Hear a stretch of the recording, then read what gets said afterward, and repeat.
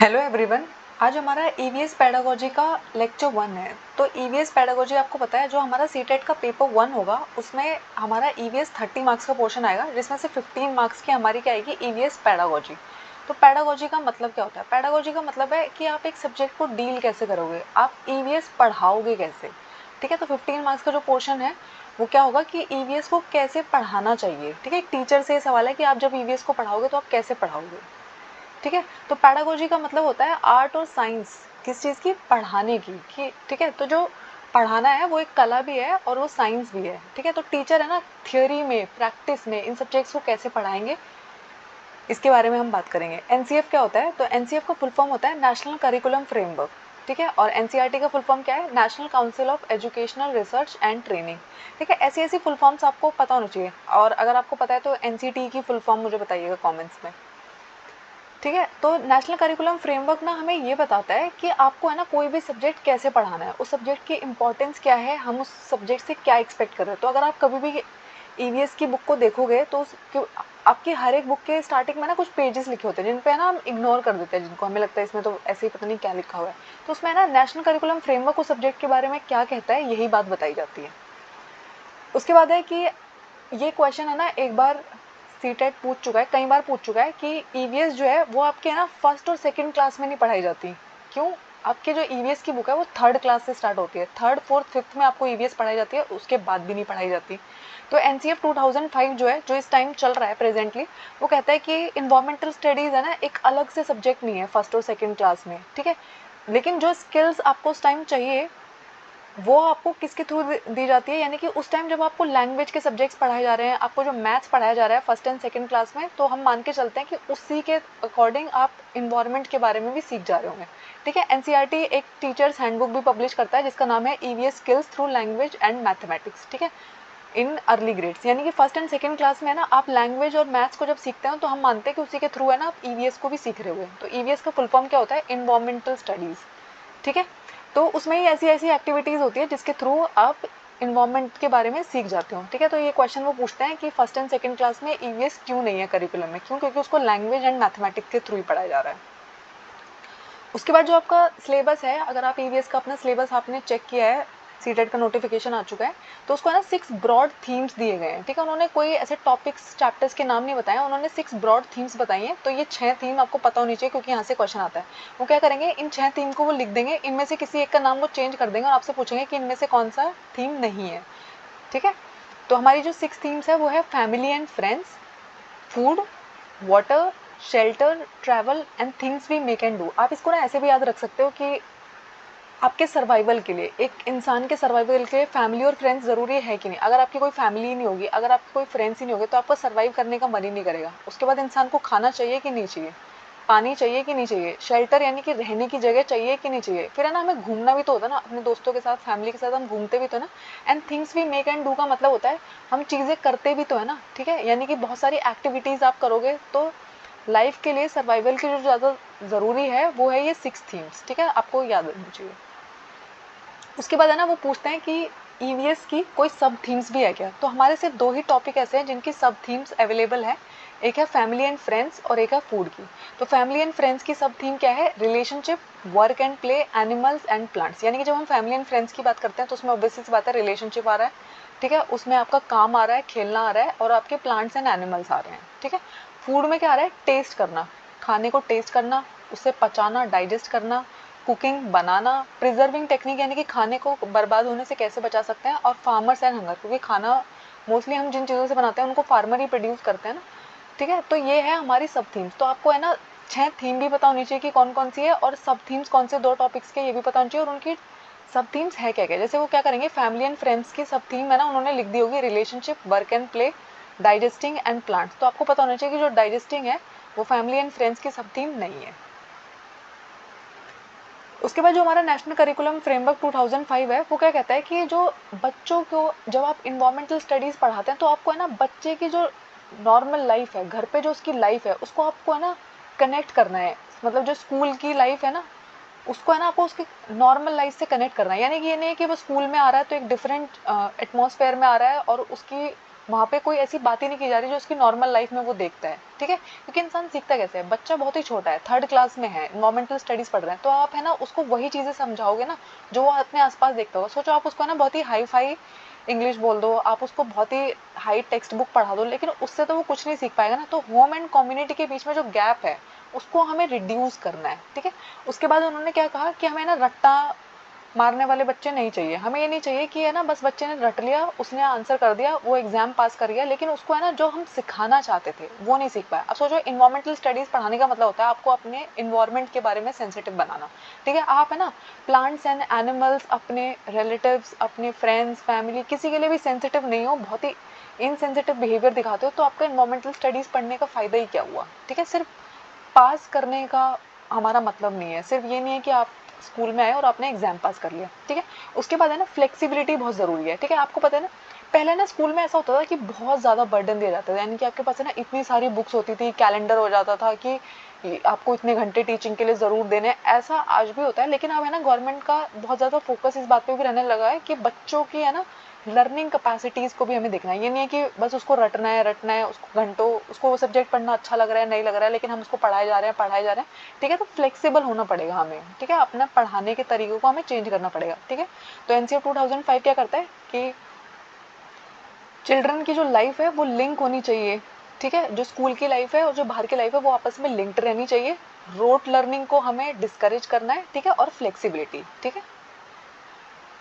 उसके बाद हमें क्या करना है, उसके लिए, क्योंकि हम चाहते हैं कि रोट लर्निंग हमें अवॉइड करनी है, अब उसके लिए हमने क्या किया, अगर आप 3rd 4th 5th की बुक देखेंगे इन्वायरमेंटल स्टडीज़ की, तो वहाँ पे है ना डेफिनेशंस एंड डिस्क्रिप्शंस को एकदम अवॉइड किया गया, स्टोरीज के फॉर्म में लिखी गई हैं चीज़ें। क्यों? क्योंकि कहानी के थ्रू बच्चे ज़्यादा जल्दी सीखते हैं ना। हमें ये चाहिए नहीं कि बस उसने डेफिनेशन रट ली कि अच्छा ये क्या होता है, ठीक है, तो उसने ना इन्वायरमेंटल स्टडीज़ की बस डेफिनेशन रट ली।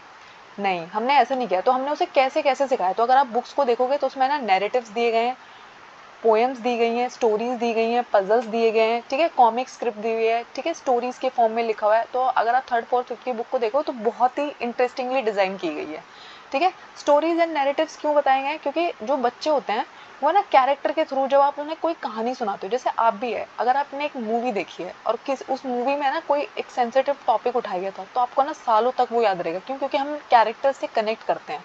हमारी ऐसी आदत होती है कि स्टोरीज के थ्रू जब हमें कुछ सिखाया जाता है वो हम बहुत जल्दी सीखते हैं, ठीक है। उसके बाद है ना हमें एक्टिव पार्टिसिपेशन चाहिए। अब एक्टिव पार्टिसिपेशन का मतलब क्या होता है, तो आजकल जो हमारा एनसीईआरटी 2005 है वो कंस्ट्रक्टिविज्म पे बिलीव करता है, यानी कि जो बच्चा है वो अपनी लर्निंग जो है वो खुद सीख सकता है, बस टीचर का रोल है फैसिलिटेटर का। तो एक्टिव पार्टिसिपेशन का मतलब होता है कि टीचर क्लास में आई, उसने बोलना शुरू कर दिया, वो बोले जा रही है और पढ़ा के वो चली गई, ये एक्टिव पार्टिसिपेशन नहीं होता है। जब है ना टीचर आई और उसने, सोचो वो आपको है ना प्लांट्स के बारे में आज पढ़ाने वाली थी, तो उन्होंने क्या किया, वो आपको गार्डन में लेके गई और उन्होंने बोला कि ठीक है मेरे को बताओ कि आपको कैसे कैसे टाइप के प्लांट दिख रहे हैं। तो जब आप बच्चे एक्सप्लोर कर रहे हैं, गार्डन में घूम रहे हैं, ऐसी चीज़ें जब वो कर रहे हैं, ठीक है, तो इसको हम बोलते हैं एक्टिव पार्टिसिपेशन। ये टीचर ने क्या किया, वो आपको पार्क में लेके गई, फील्ड में लेके गई, किसी वाटर बॉडी के पास लेके गई, या फिर आपको किसी हॉस्पिटल में लेके गई, ठीक है। यानी कि वो जिस भी टॉपिक के बारे में आपको सेंसिटिव कर रही थी, जब आपको, आप उसमें जाके सीख रहे हो, बच्चा उसमें जाके सीख रहा है, ठीक है, तो इसको हम बोलते हैं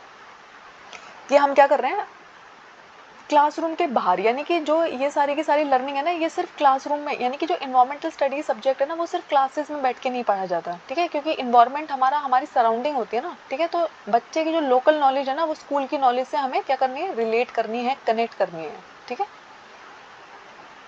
उसके बाद आता है ग्रुप लर्निंग। तो ग्रुप लर्निंग करानी क्यों ज़रूरी है, तो आपको पता है पीयर लर्निंग, ग्रुप लर्निंग का मतलब होता है कि जब बच्चा है ना अपने ग्रुप में सीखता है, ठीक है, अपने दोस्तों के साथ सीखता है। तो आपको पता है जो बच्चे होते हैं उन्हें ना खेलना बहुत पसंद होता है, लेकिन वो अकेले खेलना पसंद नहीं करते, उन्हें ग्रुप में खेलना पसंद है। तो उन्हें ना ऐसे, अगर आप कोई पढ़ाना भी चाहते हो ना, तो अगर आप उन्हें ग्रुप एक्टिविटीज़ दोगे, ठीक है, आप उनको बोलोगे कि आप ये 4 दोस्तों को ये वाली चीज़ करके आनी है, ये वाली चीज़ पढ़ के आनी है, तो वो बहुत इंजॉय करेंगे उस काम को। क्यों? क्योंकि ग्रुप लर्निंग से है ना कोई भी बेटर सीखता है, ठीक है। उसके बाद क्या होता है, अगर बच्चा अपने इन्वायरमेंट को देखता है, ठीक है, तो वो है ना ऐसा नहीं देखता कि ये चीज़ साइंस का टॉपिक है, ये चीज़ सोशल साइंस का टॉपिक है, क्योंकि बच्चा अभी बहुत छोटा है। 3rd 4th के 5th का बच्चा जो है वो है ना होलिस्टिक मैनर में देखता है, इसलिए हम उन्हें ना 3rd 4th 5th में, अगर आप देखोगे, साइंस एंड सोशल साइंस नाम का कोई सब्जेक्ट नहीं होता है, सिर्फ हम उन्हें इन्वायरमेंटल स्टडीज़ पढ़ाते हैं, ठीक है। क्यों? क्योंकि होलिस्टिक मैनर में वो देख रहा है। और जब वो 5th क्लास के बाद 6th क्लास में आ जाता है, वहाँ से हमें ना साइंस एंड सोशल साइंस पढ़ाना शुरू कर देते हैं। क्यों? क्योंकि अब है ना बच्चा कंपार्टमेंटलाइज कर पाता है, ठीक है, चीज़ों को है ना डिफरेंट डिफरेंट ग्रुप्स में रख पाता है, ठीक है। उसके बाद क्या होता है, अब हम जब बच्चे को क्लास में पढ़ा रहे हैं तो हमें क्या क्या बातों का ध्यान रखना है। हमें ना जेंडर डिफरेंसेस के बारे में पढ़ाते हुए, कल्चर के बारे में, क्लास, रिलीजन, ये जो बहुत ही सेंसिटिव टॉपिक होते हैं ना, इनको है ना हमें बहुत अच्छे से डील करना चाहिए, क्योंकि बच्चा बहुत छोटा है। कोई भी बात जो टीचर कुछ और सेंस में कहना चाहती है, अगर उसने किसी और सेंस में ले लिया तो सारा पर्पस डिफीट हो जाएगा, ठीक है।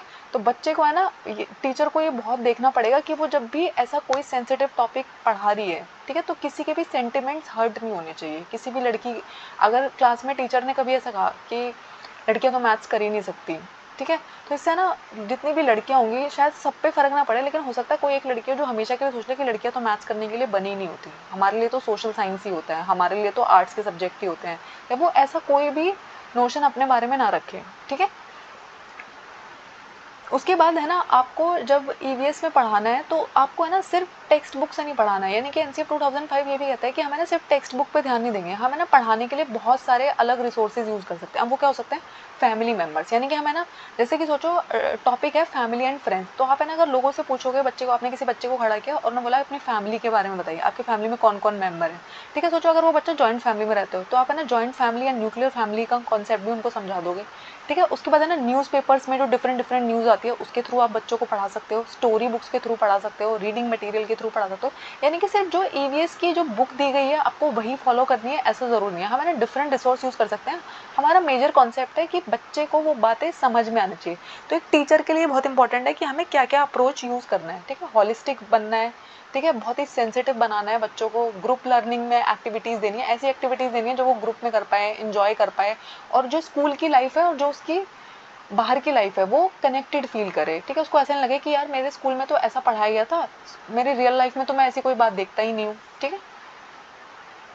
उसके बाद होता है असेसमेंट। असेसमेंट का मतलब होता है जब आप इन्वायरमेंटल स्टडीज़ को असेस करेंगे कि आपने इन्वायरमेंटल स्टडीज़ को पढ़ा है, तो आप असेसमेंट के टाइम पे क्या क्या चीज़ें यूज़ करेंगे। तो ऑब्जर्वेशन एंड रिकॉर्डिंग, यानी कि ऑब्जर्वेशन एंड रिकॉर्डिंग का मतलब है आप देखोगे, बच्चों को आप देखोगे और आप अपना ऑब्जर्वेशन उनकी पावर देखोगे, ठीक है। यानी कि वो रिपोर्ट कर रहे हैं, नरेटिंग कर रहे हैं, ड्राइंग कर रहे हैं, पिक्चर को रीड करना उन्हें आ रहा है कि नहीं आ रहा, पिक्चर को ड्रॉ करना उन्हें आ रहा है, टेबल्स एंड मैप को पढ़ना उन्हें आ रहा है कि नहीं आ रहा, ठीक है।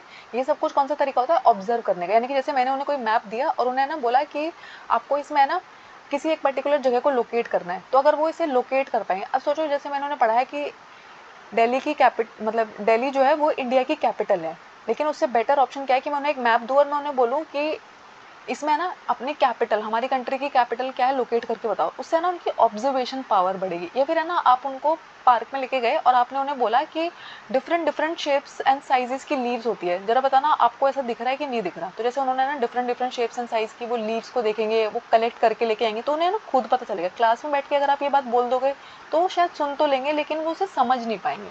फिर उसके बाद है डिस्कशन। डिस्कशन का मतलब होता है आप उनकी बात सुनोगे, उन्हें बोलने का मौका दोगे, उन्हें अपने ओपिनियंस को एक्सप्रेस करने का मौका दोगे, ठीक है, उन्हें दूसरों की बात सुनना, ठीक है, अपनी बात कहना, ये सारी बातें आनी चाहिए। तो डिस्कशन बहुत ही इंपॉर्टेंट रोल प्ले करता है। उसके बाद आता है एक्सप्रेशन।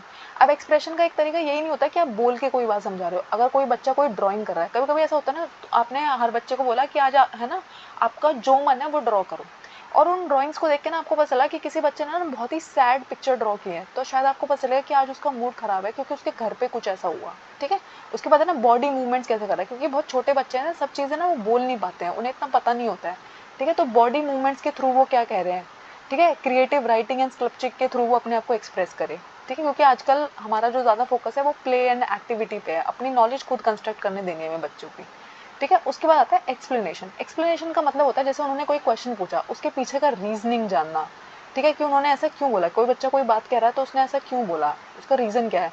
लॉजिकल कनेक्शंस बनाना, ठीक है, बातों को लॉजिकल वे में अरेंज करना, ठीक है। क्लासिफिकेशन क्या होता है, क्लासिफिकेशन का मतलब होता है कैटेगराइज करना, ग्रुप करना, कंट्रास्टिंग एंड कंपेयरिंग करना। जैसे कि सोचो आपने ना बच्चों को दो टाइप के पजल्स दिए, उसमें ना रेड कलर के और येलो कलर के बॉक्सेस हैं, ठीक है। आपने उन्हें बोला कि रेड कलर और येलो कलर को ना ग्रुप करके रखो, तो अगर उन बच्चों के अंदर क्लासिफिकेशन आ चुका है तो वो रेड एंड येलो को अलग अलग रखेंगे।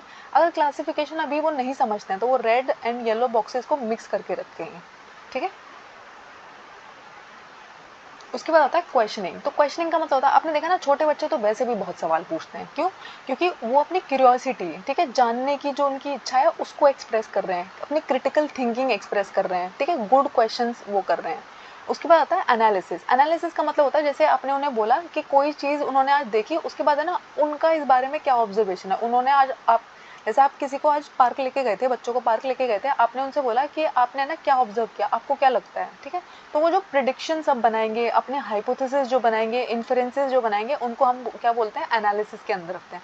अब आता है एक्सपेरिमेंटेशन। एक्सपेरिमेंटेशन का मतलब होता है improvisation, making and doing experiment, ठीक है? जैसे कि आपने है ना बच्चों को क्ले दी और बोला कि आपको है ना क्ले से कोई भी शेप्स ड्रॉ करनी है, ठीक है? तो ये क्या है, एक्सपेरिमेंटेशन है। तो पहली बार में सोचा उन्होंने सर्कल सही से ड्रॉ नहीं किया, आपने उन्हें सर्कल ड्रॉ करने के लिए दिया था, या आपने उन्हें बोला था ट्रायंगल ड्रॉ करने के लिए, वो पहली बार में सही से ड्रॉ नहीं किया, लेकिन जब वो बार बार इम्प्रोवाइजेशन का मतलब होता है जैसे आपसे पहली बार में कोई चीज़ ठीक नहीं हुई, लेकिन जब आप उसको दोबारा ट्राई करते हो, बेटर करते हो, उसको हम बोलते हैं इम्प्रोवाइजेशन करना, ठीक है? तो एक्सपेरिमेंट से जो चीज़ आप सीखते हो ना, वो कभी भी आप किसी के बताने से नहीं सीख सकते, ठीक है? उसके बाद आता है जस्टिस एंड इक्वालिटी के बारे में सिखाना, ठीक है? जैसे कि बहुत सारे बच्चे जो होते हैं वो डिफरेंट डिफरेंट बैकग्राउंड से आते हैं, कोई बहुत रिच फैमिली से है, कोई लोअर बैकग्राउंड से बिलोंग कर रहा है। लोअर बैकग्राउंड से मतलब है उनकी फाइनेंशियल कंडीशन खराब है, ठीक है, कोई शेड्यूल ट्राइब से बिलोंग कर रहा है, ठीक है, या फिर कोई ऐसी फैमिली से बिलोंग करता है जहाँ पे किसी का डिवोर्स हुआ है। तो ये जो सारे के सारे डिफरेंट डिफरेंट बैकग्राउंड से आने वाले बच्चे हैं, उन सबको है ना सेंसिटिव रखना कि कोई और बच्चा ना उनका मजाक नहीं उड़ाए, और वो भी किसी और का कभी मजाक नहीं उड़ाए, डिफरेंटली एबल्ड बच्चों का मजाक नहीं उड़ाए, ठीक है? तो हमें ना उनको बहुत सेंसिटिव भी बनाना है। उसके बाद है ना कॉपरेशन। कॉपरेशन का मतलब होता है, सोचो हमने कोई ग्रुप एक्टिविटी दी है, ठीक है, तो वो है ना रिस्पॉन्सिबिलिटी लेना सीखे, इनिशिएटिव लेना सीखे, ठीक है? यानी कि बच्चों को अगर आप बोल रहे हो कि आपको ये काम करना है, तो है ना वो सामने से बोले कि हाँ मैम ये काम हम करेंगे, ठीक है? शेयरिंग एंड वर्किंग टुगेदर, यानी कि एक दूसरे के साथ है ना शेयर करके सीखे, ये नहीं कि मैं इसके साथ काम नहीं करूँगा, मैं उस क्योंकि आप है ना ये वो एज है जिसमें ना आप कॉपरेशन, टीम वर्क अगर सिखा देते हो तो पूरी लाइफ उनके साथ वो रहेगा। Thank you. हमारा ईवीएस का पेडागोजी का पहला लेक्चर आज कंप्लीट हो गया है। तो आप समझ गए होंगे कि ईवीएस को जब आप पढ़ा रहे होते हैं तो आपका मेन फोकस किस बात पे होना चाहिए कि जो है रट्टा नहीं मारने जाना होगा।